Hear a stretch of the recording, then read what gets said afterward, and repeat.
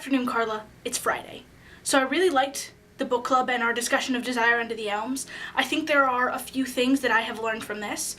Number one, we should talk about names and how to pronounce them, because especially with the youngest son of Ephraim, I didn't know if his name was Eben or Eben, because you said Eben and I said Eben, and I don't know which one is correct. So we should probably talk about that before we discuss it, so we have a nice consistent name calling.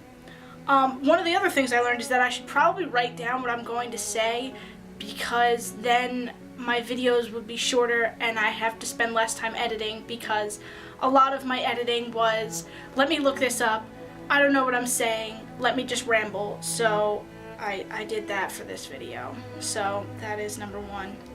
Number two, we got our rugby schedule, and I think it's going to be as it is right now until we can go outside, because right now it's still really cold and the ground's really hard, and there is always the possibility of snowing, and club sports won't let us play on the actual pitch until we have a more regular weather pattern. So for now we're in the field house. We aren't going to have as many games this semester as we had last semester, just because we have more tournaments this semester. We are going to England, which is in less than 50 days, and I'm super excited and super scared, and yeah, I think we have other tournaments, but I'm not really sure because we haven't actually met for anything yet. So we're probably gonna have some sort of email about that. That's the rugby schedule.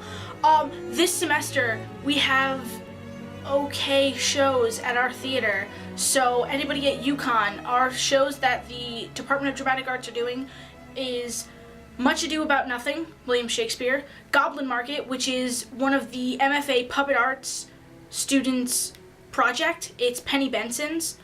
And we're doing Legally Blonde the Musical, which my lovely, amazing, beautiful friend Julie is in, and I'm super excited to go see it. And the last part of this video is, so our next play that we're reading is Strange Interludes, and I was looking at it, and first of all, there are significantly more characters in this one, which should be fun, because now we have more people to discuss. And like, I was okay with the very small cast that is Desire Under the Elms, but I think you learn so much more about the play and about the people inside the play when there's more people to actually discuss and to like get more information. It is in 2 parts, and part 1 has 5 acts and part 2 has 4 acts. You should probably let me know tomorrow how you want to divvy that up.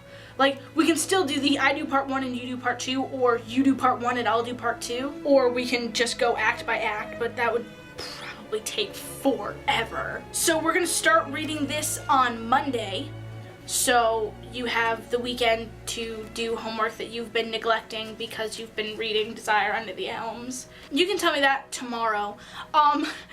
In the description, I'm gonna put a link to muscle shirts that I saw on Tumblr, which I also saw on BuzzFeed, and there are things that are like, train like you've just been picked for the Hunger Games, and I run, I may be as slow as a pack of sloths running through Nutella, but I run, and I want them because of reasons. That is all I have for you today. Carla, I'll see you tomorrow.